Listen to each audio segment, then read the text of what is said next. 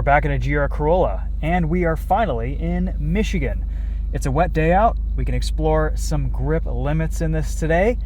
I've had this for a few days, and I've got some more thoughts. So, I've driven this on track. We drove this out in LA in the canyons, and this is the most time I've spent in this car on the street. So, living with the day-to-day, we're going to talk about that a little bit, and yeah, let's just start outside. So, this is a Core Edition. It's fully loaded. There's the performance package, the cold weather package, and the technology package. $40,100 as tested, out the door. 300 horsepower, 3-cylinder, turbo, all-wheel drive, 18-inch wheels, 235/40 R18s with nice big brakes up front. And it even looks good dirty.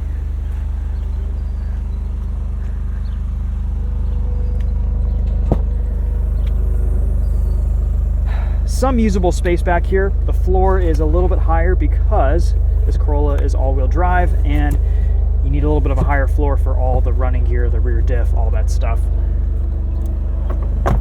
Rear seats fold down nicely, and squeezing into the back actually isn't too bad. I'm 5'10". This is my driving position in front. I've got plenty of leg room, a good amount of headroom, about 3 inches above my head. And you just kind of squeeze yourself back in here, and it's pretty comfy. This Core model has a kind of a bare bones basic economy interior, but once you start driving this thing, all of that fades away, and this just turns into a fantastic driver's car. If you want a slightly nicer interior, I would go for the Circuit Edition that has more Alcantara bits, slightly nicer seat materials, door panels, shifter stuff. You know, you've got some Alcantara in here, that's always nice. A few $1,000s more expensive though, about 44 grand instead of 40 grand in this Core. I tried to fit my son's rear-facing child seat in the back a few days ago, and it would not fit behind my driver's seat. However, it would fit on the passenger side, but that seat was pushed pretty far forward and wouldn't be comfortable for someone over 5'2", 5'3", I would say. So not the most amount of room for a family back here, but if you've got kids with forward-facing car seats, no problem whatsoever. And it's actually pretty adult-friendly in the back seat. You've got plenty of room for larger adults. I think you could fit someone back there over 6 foot, no problem. Yeah, great little 3-cylinder turbo. This engine has so much character. It's just so fun. It sounds good. It's got a unique feel to it. Falls off a little bit towards redline, but the mid-range is so torquey, so meaty. It's 49 degrees Fahrenheit outside today, so still pretty good boost weather here in Michigan. We've got a little bit more power than we felt at the launch of this car at elevation, and this GR Corolla feels properly quick here in the winter in Michigan.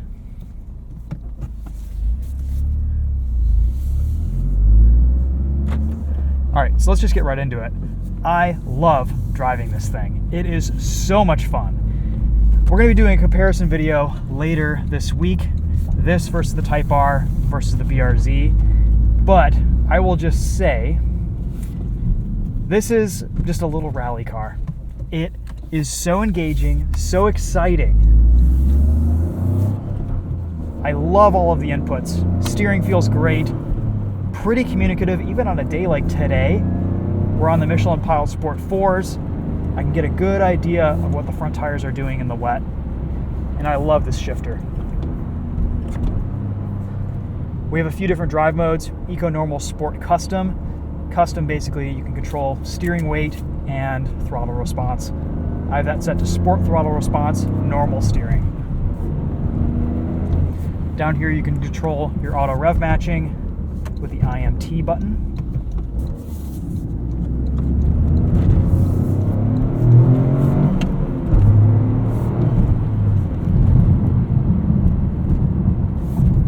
Gearing is nice and short in this GR Corolla. It just loves to row through the gears.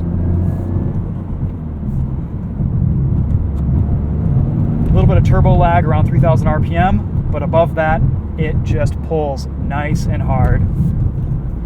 Power in this honestly doesn't feel that far off from my butt dyno from the Type R. The Type R has a little bit more top-end power, especially towards redline, but the mid-range in these cars feels very similar. I'm loving all the features in this GR Corolla. The cold weather package especially. That heated steering wheel is so nice in these cold weather months. No heating elements on the top or the bottom of the rim like as is typical with most Toyota products. The JBL sound system sounds pretty darn good, actually. We'll do a quick listen to that later on in this video. Tech package, sure. Yeah, I mean, I would kind of spec one of these fully loaded, honestly. You could maybe do without one or the other, but definitely got to get the performance package. I think most GR Corollas are just going to be coming with that anyway. And $40,000 out the door, I think, for what this car offers is an absolute bargain. This is just one of the best performance hot hatches I've driven in the last decade. We've talked at length about the power distribution button down here, but we'll go over it again. Push in for track mode, 50-50 front rear torque split. It'll default to 60-40 front rear torque split when you first start it up. And then if you turn it to the right, it'll do 30-70 front rear. It's a little bit of rear bias. I'm still having trouble getting this thing sideways this week. It is not a car that likes to step out. It just grips and rips. There's so much traction here, so much mechanical grip.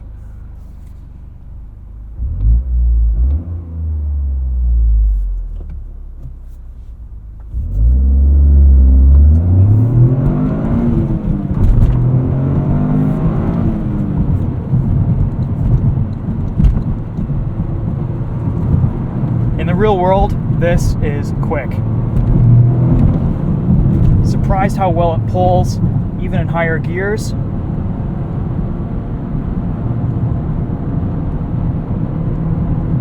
Again, good communication here through the wheel.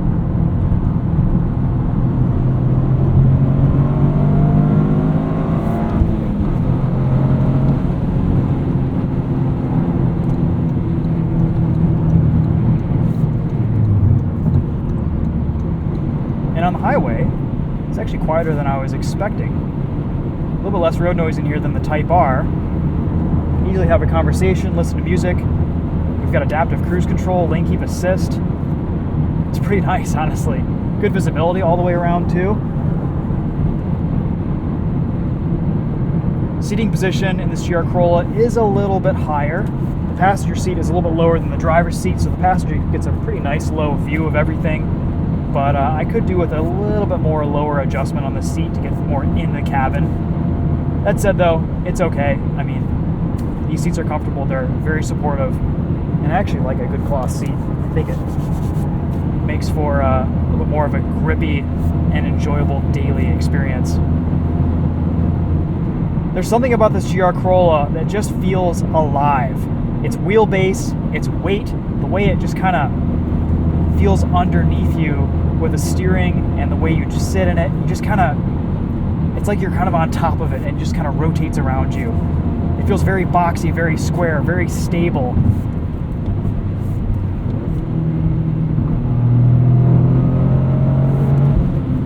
And this turbo 3-cylinder makes some interesting noises.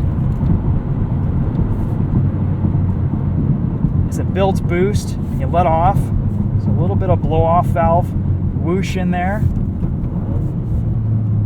Put the windows down, you can get some interesting sounds out of this. I think this stock exhaust is actually pretty perfect for what it is. It's not too loud, it's not droney. You pull up in the driveway in this thing, people are going to hear you. And of course you can always go louder in the aftermarket.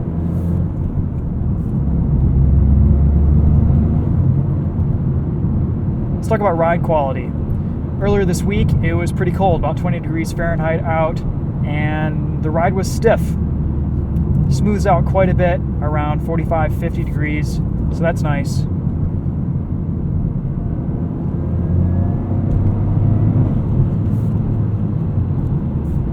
I think Toyota did a good job with the suspension here.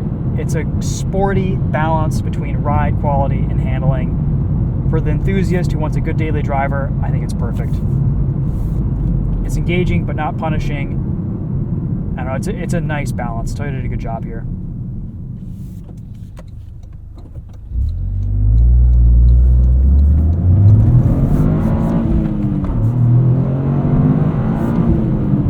So we're in 30/70 torque split front rear.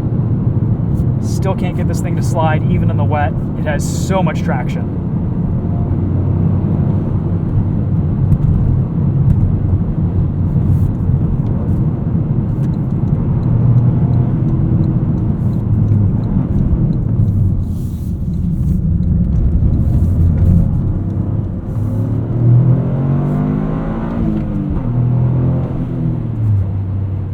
That 30/70 though does help it to rotate nicely on power, however. It feels good.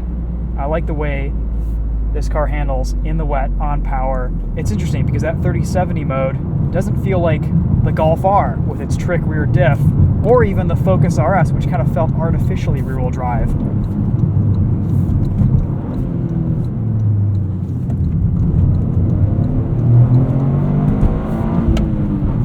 Also, there's a little bit of turbo lag. So when you do boot it in a 90-degree hairpin, it takes a minute for that engine to come on power.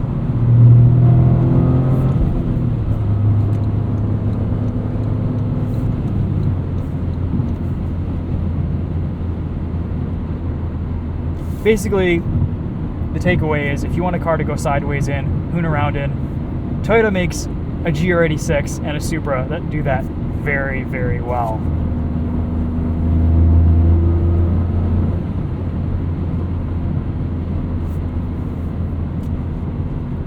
All right, while we're just cruising here, let's listen to this JBL sound system. I've actually been pretty impressed with this week. It sounds good. I think it's a worthy upgrade over the standard audio system, if that matters to you.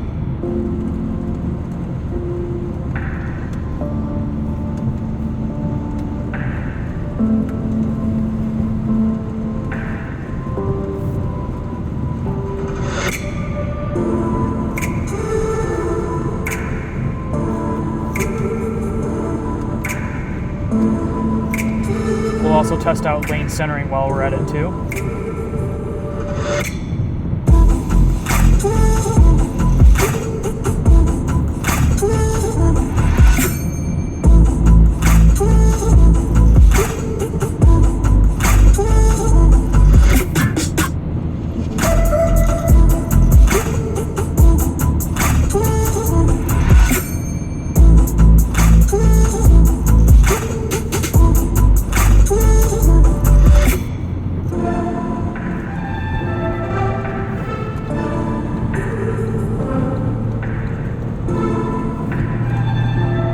Downshift and upshift in adaptive cruise control, and it will maintain your speed and work its way around traffic, which is very cool.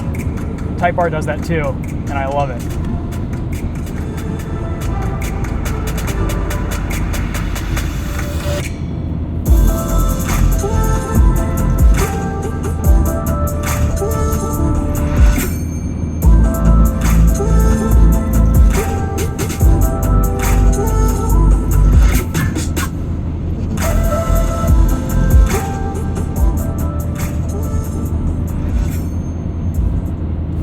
All right, so some final thoughts, and then we're gonna go find some fun roads and see if we can get this thing a little bit dirty.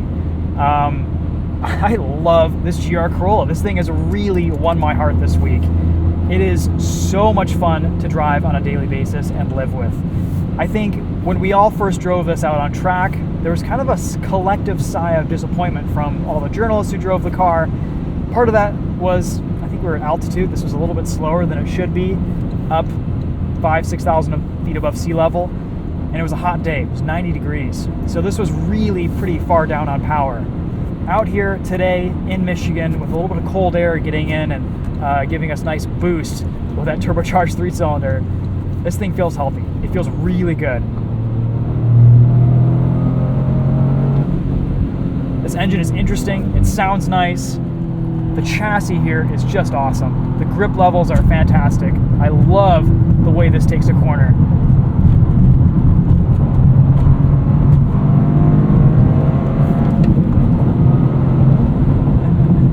The 6-speed manual is one of the better manual gearboxes on sale today at any price. I put it right up there with GR86, Miata, some of Porsche's stuff maybe maybe not quite as sweet as the Type R, but it's 98% of it. The more I drive this thing, the more I want one. Which kind of sucks because it doesn't really fit my lifestyle right now. I can't fit my kid in the back, so I've got to wait a few years. But I think I would like to get one of these someday. I appreciate how easy of a car this is to live with on a daily basis too. All the controls, the switchgear, the buttons, everything's physical, everything's right in front of you. It's not like the Golf R and that stupid infotainment that Volkswagen has come up with. I couldn't live with that. This, it's easy. It's no problem whatsoever.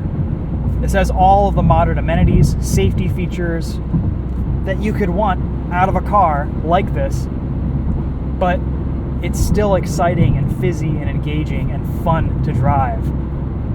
I think as a daily, this is one of the most fun cars to drive on sale. It's a usable little package. It's practical enough. It's spacious enough. And it's just so versatile.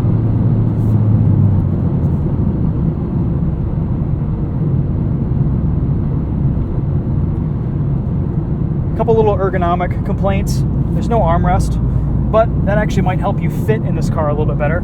I haven't missed it much this week. You can rest your arm on the left side here pretty easily. Every time I put my phone in the wireless charging slot, I turn on the passenger heated seat onto high. So, just got to get used to that. This does have wireless CarPlay, which is nice. The pedals are set up pretty well for heel toe. It does take a minute for you to kind of adjust to this car's throttle calibration. I found that in sport mode, it's a little bit easier to rev match. Everything gets a little bit snappier, more responsive. But I have been leaving IMT on some this week just to kind of smooth out some of those shifts. And I'll do a little bit of blipping on my own to help it on its way.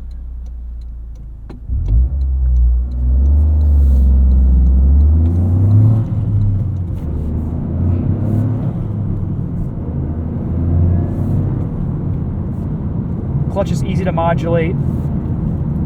It's easy to start this thing smoothly from a stop.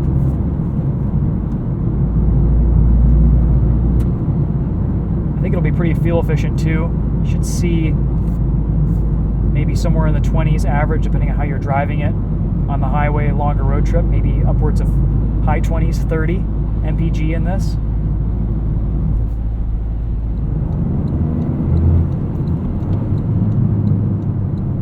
Toyota really has something special here. They have made an absolute gem of a driver's car. And we've seen how successful the GR Yaris has been out in Europe and how many people love them and enjoy them. Yes, this is heavier. It's not quite the thoroughbred rally car homologation special that we were hoping for, but I think it's a more usable package. It definitely fits US roads a little bit better.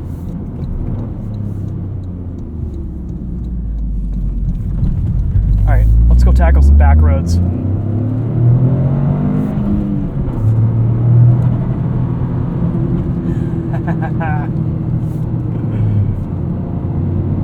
It just crawls its way out of every corner.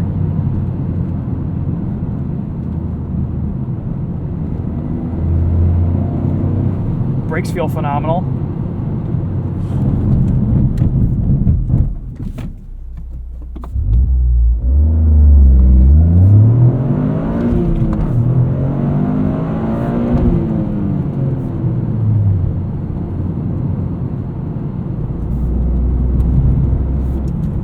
There's some things that I like about the Type R a lot more than this. There are some things that I like about the BRZ a lot more than this. But at the end of the day, as one car to do many things, this really does fit the bill.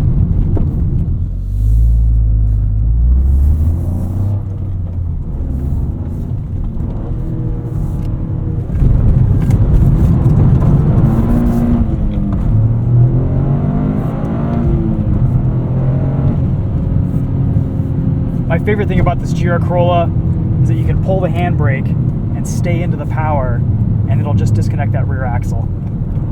It's so much fun.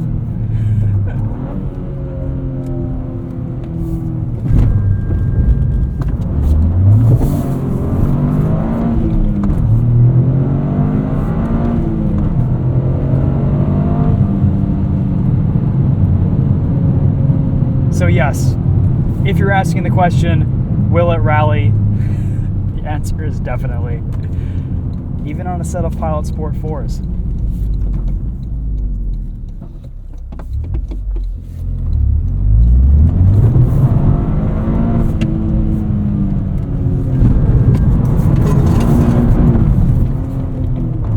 I have noticed it cutting power occasionally, even with everything off. That's a bit frustrating. So I'm not sure what the workaround is for that.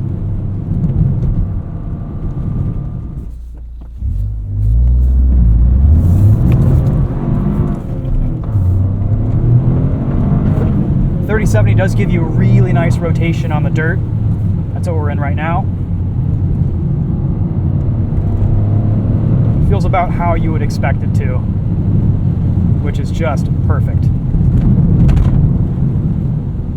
Ride's a little stiff on bumpy roads. If you are actually going to be rallying this, you're probably going to want a set of good rally coilovers with a little bit of a lift on them. But honestly, the stock suspension does a really nice job on its own in this car.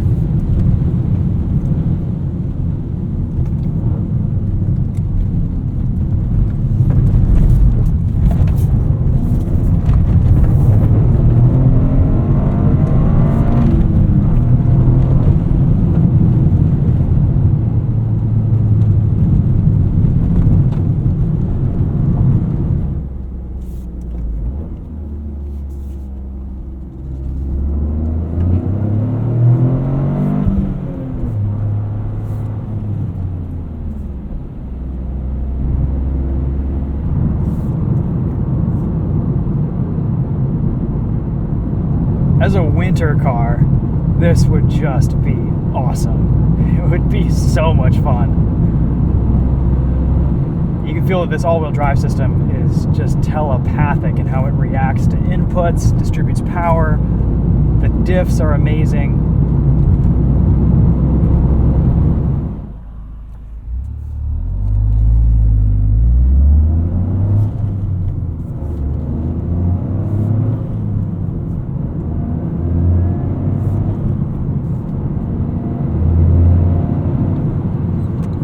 Alright guys, we'll leave it at that. Stay tuned for more videos on the GR Corolla, comparing this to the Type R and the BRZ. Until then, we'll see you guys in the next video. Thanks so much for watching. Yeah, I really like this thing a lot.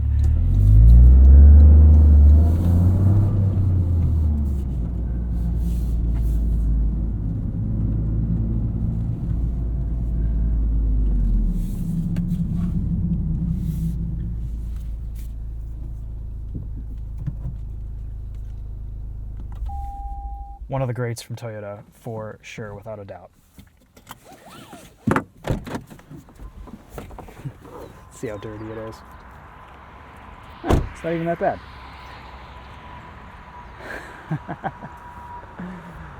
Oh, man.